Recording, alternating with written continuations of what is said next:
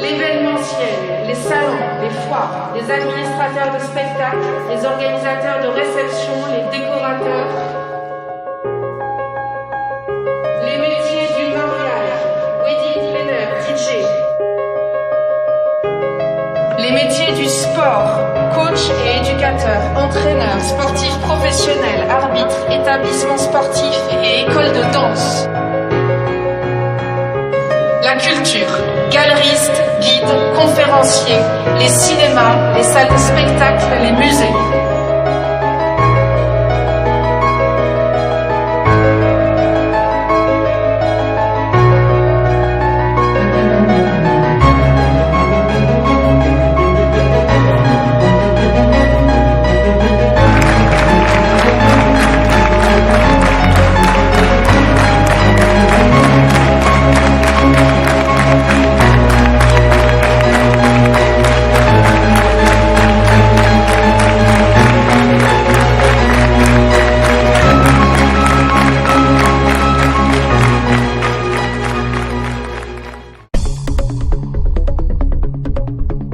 Ainsi donc, c'est la ministre en charge de l'industrie qui s'est dévouée pour annoncer la fermeture de leur usine aux 863 salariés de Bridgestone qui produit des pneus à Béthune. Cette personnalité, connue pour ses convictions libérales, se charge donc de dire aux hommes et aux femmes qui perdent leur emploi que le patron est libre de délocaliser sa production dans des pays où les salaires sont 2 ou 3 fois plus bas qu'en France afin d'accroître ses profits. En réalité, Agnès Pannier-Runacher n'a jamais cherché à maintenir l'entreprise japonaise en France. Elle voulait seulement compter sur la lassitude de l'attente pour annoncer la mauvaise nouvelle. Accompagnée de cette promesse faite il y a 10 jours, nous serons aux côtés des salariés pour trouver les meilleures solutions. Nous allons nous battre pour que le site reste industriel. Il conviendra de voir dans quelle mesure ce gouvernement cherchera à tenir cette promesse. Parce que travailler dans le pneu est un métier pour lequel il n'existe pas de formation professionnelle préalable, enseignée notamment dans les lycées techniques, contrairement à la métallurgie. Dans chaque atelier d'une usine de pneus, depuis les mélanges de gomme crue au contrôle qualité des pneus sortant des moules, il existe une bonne douzaine de postes de travail différents. Sur chacun de ces postes, la formation se fait sur le tas, avec l'aide d'un instructeur. Elle dure de quelques jours à quelques semaines selon la technicité du poste. Et donc, quand on perd son travail dans le pneu, pour cause de fermeture d'usine, la qualification acquise ne peut servir que dans une autre usine de pneus. Or, entre 2006 et 2015, l'industrie du pneu a perdu 11 700 emplois. Pour tous ces gens licenciés, chez Dunlop, Goodyear, Hutchinson, mais aussi Michelin, qui a fermé l'usine Kléber de Toul en 2009 pour les produire en Serbie. Ça a été souvent impossible justement de se recycler. Dans leur immense majorité, tous ces travailleurs n'ont pas retrouvé ensuite le niveau de qualification et de rémunération qu'ils avaient dans leur ancienne usine. D'autres, quand ils avaient plus de 55 ans, n'ont connu que le chômage. C'est aussi cette situation insupportable qui guette une bonne partie des 863 personnes que la firme Bridgestone va licencier à Béthune. Camarades, ne lâchez pas, c'est votre usine, votre outil de travail. Gardez-les tant qu'une solution industrielle ne sera pas trouvée et pourquoi pas dans le pneu. On roule 55 heures par semaine sur la route, on prend des risques énormes. Et si demain une voiture nous renverse, si demain je me casse la jambe, si demain quelqu'un me tue, on n'a aucune protection sociale.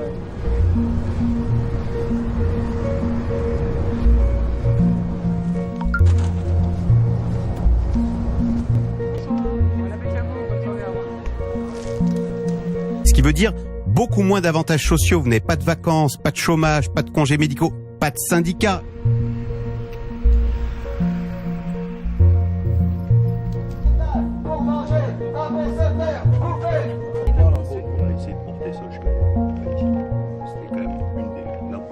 Notre proposition de loi vise à offrir un statut protecteur pour les travailleurs des plateformes numériques.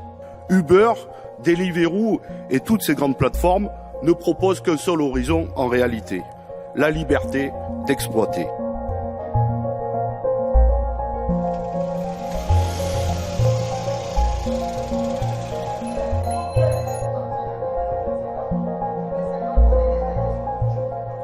Moi, c'est le message que je veux donner vraiment aux salariés, aux usagers et tout ça, et qu'on a donné pendant les grèves de 2018. Faut pas non plus en attendre un sauveur suprême, à un prochain président qui serait bien ou quoi, parce que en plus s'il n'est pas élu, du coup on fait plus rien, c'est la merde, on n'y peut plus rien. Nous, la vocation de la CGT, c'est pas de se soumettre à l'agenda politique non plus. On va rentrer dedans, il faut qu'on mette le pied dedans, mais notre agenda, c'est celui de l'intérêt des salariés et des usagers. Donc même face aux réactionnaires, face au patronat et à son gouvernement Macron et à ses régions de droite conservatrices et ultralibérales, va falloir qu'on tape, et que par le rapport de force, on les impose de reculer sur leur agenda libéral.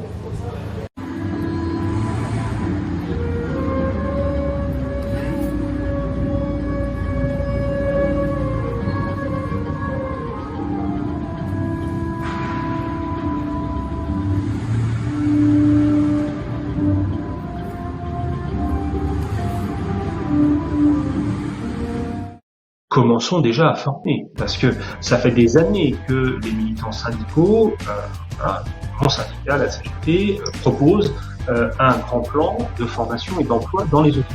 On le remet au bout du jour aujourd'hui, donc il faut absolument tout de suite avoir un plan de formation et de recrutement, y compris en pré-recrutant des gens, en payant des formations, et puis en urgence, évidemment. On n'aura pas tous les professionnels, ça c'est sûr, mais on peut faire une première chose qui est de recruter des agents hospitaliers pour gérer la logistique et soulager les soignants finalement du poids de cette logistique qui est importante chez nous, et des agents administratifs pour soulager les soignants du poids administratif qui a pris des proportions très importantes dans l'hôpital public. Donc déjà on peut faire ça pour libérer du temps de soins aux professionnels. Et puis la deuxième chose, mais là ça demande une volonté politique farouche, pour l'instant n'est pas à l'ordre du jour, c'est créer un véritable choc d'attractivité, c'est-à-dire mettre des moyens massifs dans l'hôpital public pour en changer les conditions de travail et les revenus. Monsieur le député, nous, agents de la fonction publique hospitalière oubliés, évincés du Ségur de la santé, avons l'honneur de solliciter votre soutien et votre engagement à nos côtés.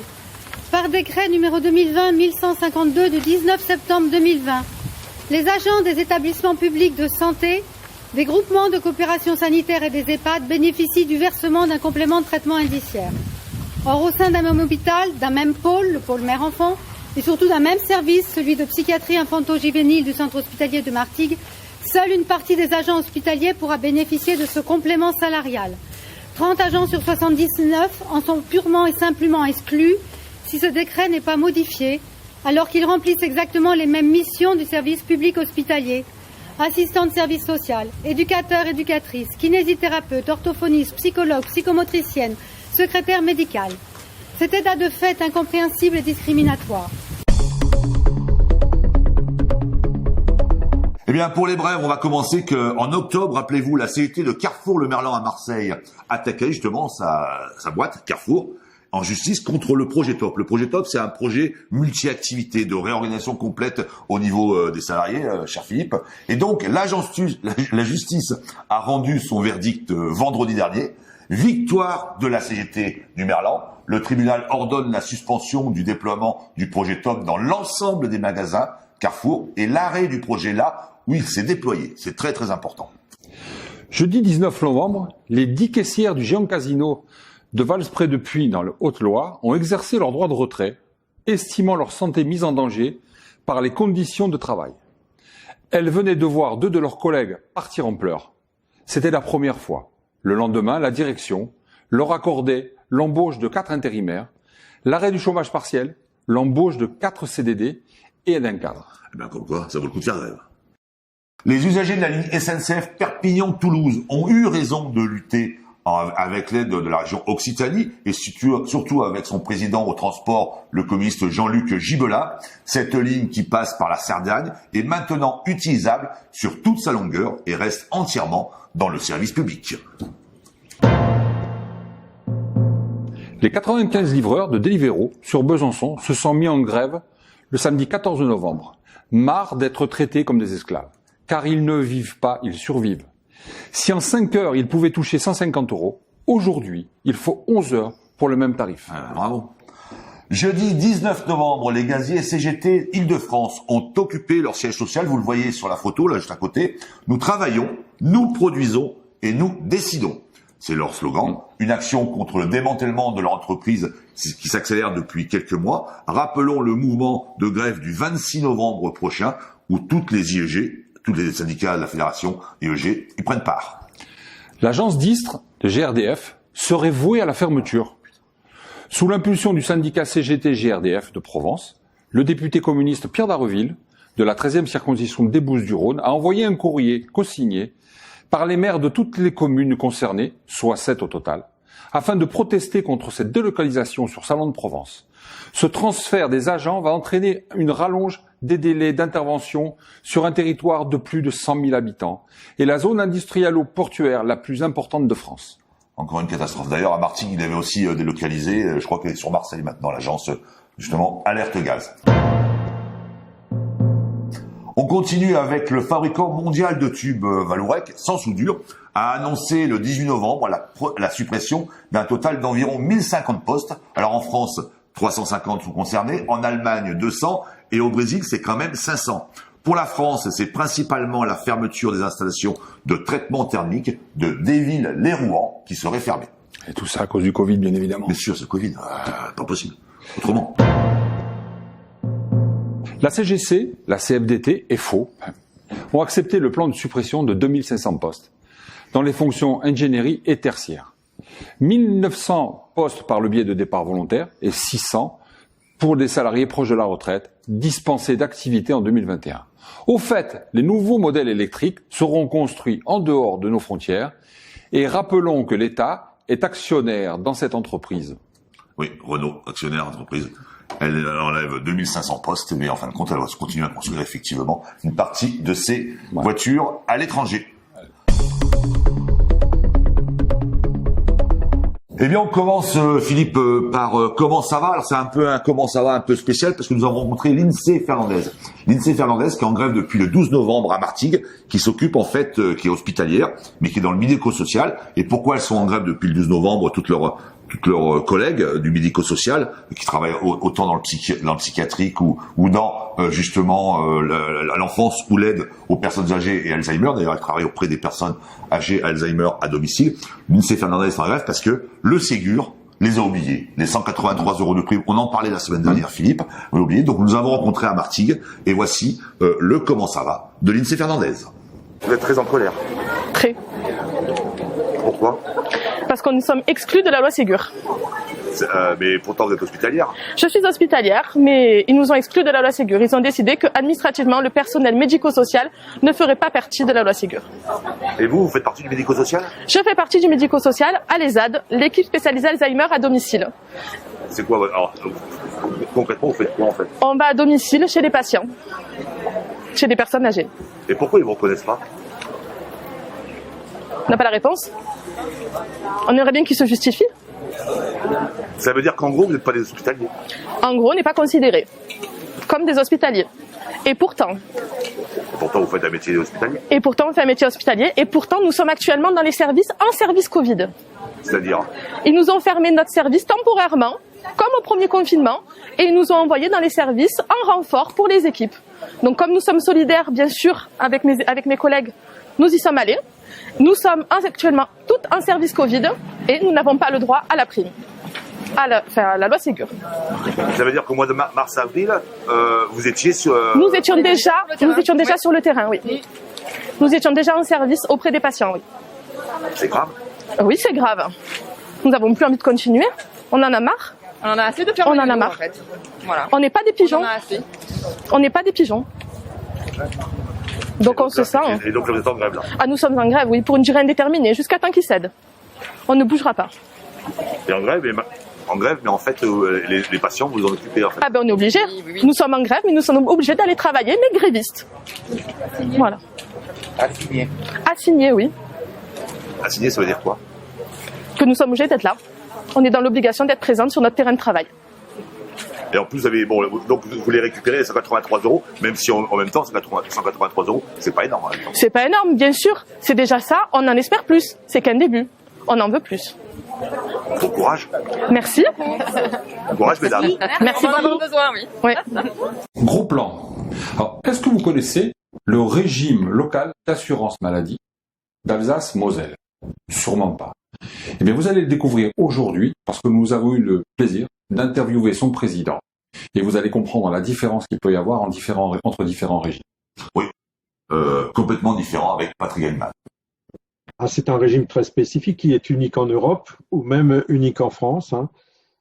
C'est un régime qui couvre tous les salariés du secteur privé, pas public, hein, tout ce qui est fonction publique et EDF ou tout ça, on ne le couvre pas. On couvre uniquement les salariés du secteur privé.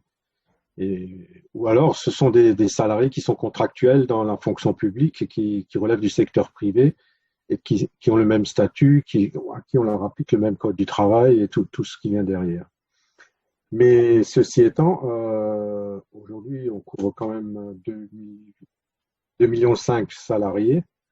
Donc, puisqu'on couvre tous les salariés d'Alsace et de Moselle. Alors, qu'est-ce qu'il a de spécifique et unique ce régime? Alors, sa spécificité, c'est qu'il n'a pas, contrairement aux autres conseils d'administration, par exemple de sécurité sociale, nous, on a des pouvoirs qu'aucun conseil d'administration n'a. C'est-à-dire, on décide de nos recettes et de nos dépenses. En autonomie?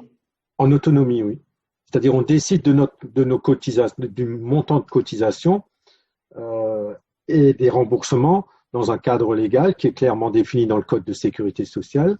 Et on relève du Code de sécurité sociale et non pas du Code des assurances, ni de la mutualité, ni du livre 9 du Code de sécurité sociale comme complémentaire santé qu'on peut trouver dans sa vie professionnelle. C'est un régime obligatoire, c'est-à-dire tous les salariés sont obligés d'y souscrire. Que ce soit un salarié qui travaille 2 heures par semaine ou un salarié qui travaille ces 35 heures, tous les salariés sont couverts et dès le premier euro de cotisation, ils sont couverts. Ils bénéficient de la couverture. Et c'est un régime qui est géré comment en fin de compte? Parce que vous dites que vous êtes autonome, mais il est géré par qui? Par les salariés? Par un conseil d'administration. Par un conseil d'administration qui est composé de 25 membres ayant voix délibérative. Et ces 25 membres ayant voix délibérative sont donc des représentants des organisations syndicales représentatives en France, des 5 organisations syndicales. Et la représentation au sein du Conseil est déterminée en fonction des résultats des élections professionnelles sur les 3 départements. D'accord. Les 3 départements qui sont l'Alsace, et la Moselle. La Moselle. C'est tout. Ouais. D'accord. Et donc, ah oui, c'est quand même assez spécifique. En fait, ça ressemble un peu à ce qui avait été créé par Croizat en 46, où les caisses de sécurité sociale avaient été créées, étaient gérées par les syndicats, quoi. Oui, c'est ça. C'est-à-dire là, ce sont les organisations syndicales qui gèrent le régime. Il y a des représentants des employeurs, mais ils sont 4, mais ils sont là à titre consultatif ou en tant qu'observateurs, mais ils n'ont pas de voix délibérative. Mais pourquoi ils n'ont pas de voix délibérative? Tout simplement parce que les cotisations sont intégralement versées par les salariés. Il n'y a pas de participation d'employeur. Et cette cotisation, non, il n'y a pas de participation d'employeur.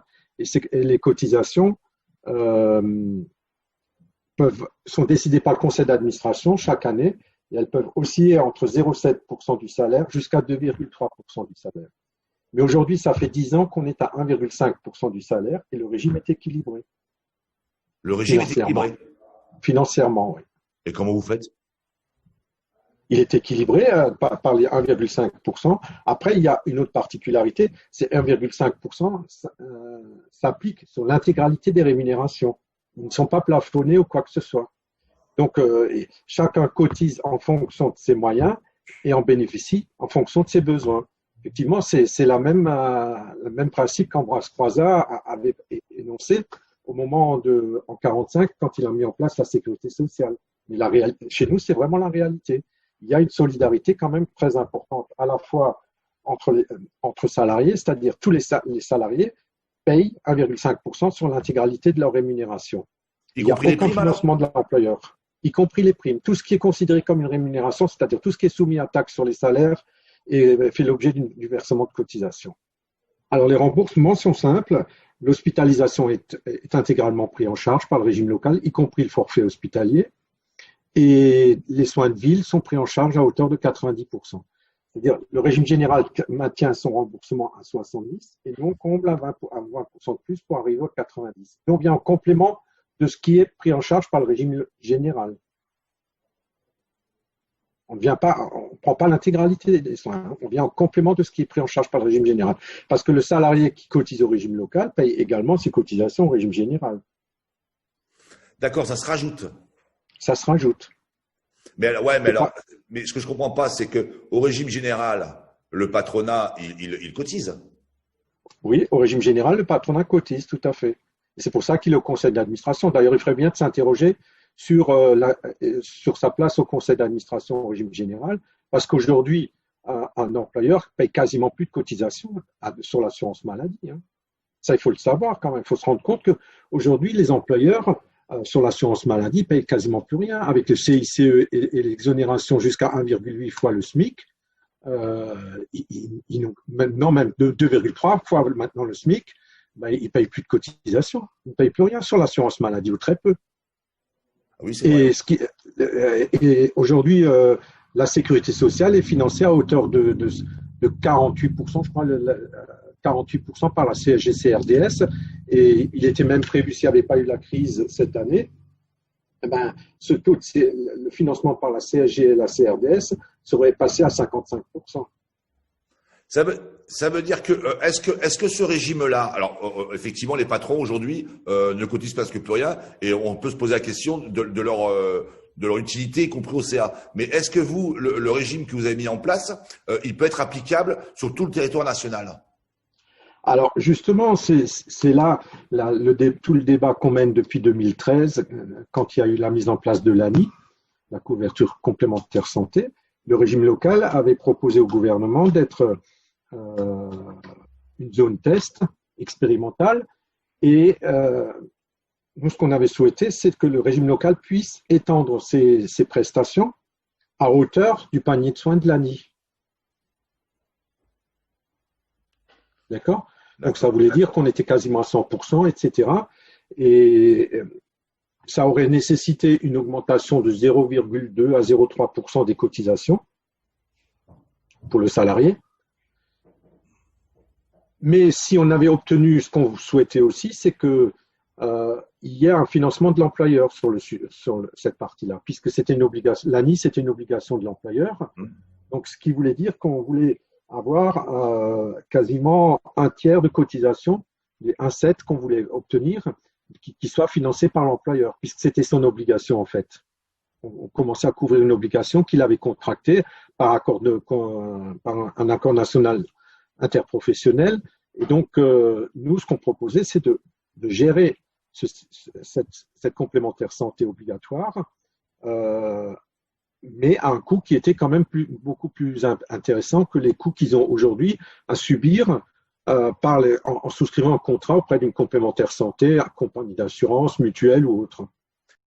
Parole de parlementaire, ça sera avec Pierre Dharréville, que là aussi nous avons rencontré. C'est un peu un spécial Ségur dans ce journal. Et Pierre Dharréville, puisque plusieurs lettres lui ont été remises lors de ce mouvement de grève et de manifestation, et plusieurs lettres lui ont été remises, et Pierre, justement, a donné son sentiment et a apporté son soutien au personnel du médico-social. Voici la réponse qu'il donne, justement, au personnel, et y compris ce qu'il va porter comme discours auprès du ministre dans les jours qui viennent. J'ai déjà dénoncé les mesures du Ségur pour deux raisons. Je ne vais pas, vous les connaissez aussi bien sinon mieux que moi. D'abord pour leur caractère insuffisant et ensuite pour leur caractère inégalitaire.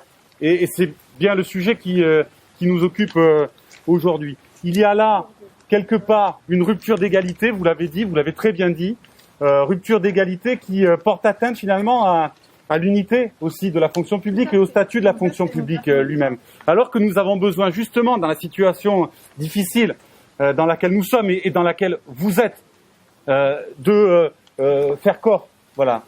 Je dirais pas de faire front, mais de faire corps ensemble. Et donc, vous voyez, cette manière de faire, elle n'aide pas à cela. Ensuite, je crois qu'il faut reconnaître le travail. Et c'était l'objet des discussions du Ségur. C'était une forme de rattrapage. Encore une fois, il y aurait plus que cela à faire pour rattraper tout le retard qui a été pris ces dernières années. On n'est pas au niveau. Mais pourquoi ce rattrapage ne serait-il pas possible pour l'ensemble des personnels concernés? Ça n'est pas défendable. Et c'est d'autant moins défendable à cause de ce que vous avez très bien expliqué sur le fait que, vous êtes dans des services médico-sociaux, mais vous êtes évidemment tous et toutes des agents et agentes de la fonction publique. Mais ensuite, parce que nous considérons la santé du point de vue de ce qu'en dit l'OMS, un état de complet bien-être, et que ça passe par un ensemble de fonctions qui sont nécessaires à garantir cela, et donc vous y participez toutes et tous. Ce qui m'inquiète, et je vais, rassurez-vous, je ne serai pas long, ce qui m'inquiète, c'est que dans la manière dont les choses sont faites, ça ne montre pas une intention d'en finir avec les politiques, je suis désolé, je vous tourne le dos derrière, avec les politiques de compression dont l'hôpital public est victime depuis des années maintenant. Donc, moi, c'est une bataille, vous le savez, que j'ai menée à vos côtés. Ce que je veux vous dire, c'est que je crois que cette situation est intenable. Et votre mobilisation, elle en est le signe. Elle est intenable. Il y a plusieurs occasions encore devant nous pour que le gouvernement change de pied et qu'il accède à vos revendications légitimes. Le projet de loi de financement de la sécurité sociale qui vient la semaine prochaine, mais aussi une proposition de loi qui, en fait, va mettre en œuvre les mesures organisationnelles du Ségur de la santé qui sera présentée à l'Assemblée nationale dans les jours qui viennent. Et là aussi, ça peut être un véhicule si le gouvernement a envie d'accéder à vos revendications pour qu'il puisse le faire. En tout cas, il y a une possibilité d'intervention à ce moment-là, au-delà de la modification simple du décret, si elle pouvait suffire. Voilà. Je termine en vous disant simplement que la mobilisation qui est la vôtre aujourd'hui, eh bien, elle va donner naturellement beaucoup plus de force à ce que votre député pourra dire à l'Assemblée nationale. Merci à vous. Merci beaucoup. Bon, Philippe, pour terminer, effectivement, le coin culture, pour celles et ceux qui sont allés jusqu'au bout de ces 22, 23, 24, 25 minutes, il paraît qu'on est un peu long, mais plus c'est long. Hein? D'accord? Je n'y arrive pas plus. L'écran rouge. L'écran rouge, c'est syndicalisme et cinéma de Gabin à Belmondo. Belmondo qui a été un des dirigeants des syndicats des artistes et dans l'audiovisuel. Ce livre qui a été fait sous la direction de Tanguy Perron. Voilà, on vous le propose parce qu'y compris c'est notre soutien, nous, moral, tout le cinéma français, qui va du technicien à l'auteur, au producteur, aux artistes, qui aujourd'hui morfle réellement. Et on se demande d'ailleurs si aujourd'hui il y a un ministère de la Culture. Voilà. On en reparlera la semaine prochaine d'ailleurs dans un Comment ça va. Pour terminer très vite, Festival du film, toujours sur Internet. Eh bien c'est cette fois-ci le Rhône au service de la nation, l'histoire de la Compagnie nationale du Rhône. Et c'est surtout pour dire à un moment donné aussi là un message subliminal, puisqu'on veut privatiser justement aujourd'hui les barrages français. Et l'histoire du Rhône, c'est l'histoire de toute cette mise en place de l'aménagement du Rhône avec les barrages hydroélectriques. Voilà, à nous retrouver sur notre chaîne YouTube de Plus belles les luttes. À la semaine prochaine. Au revoir. Au revoir.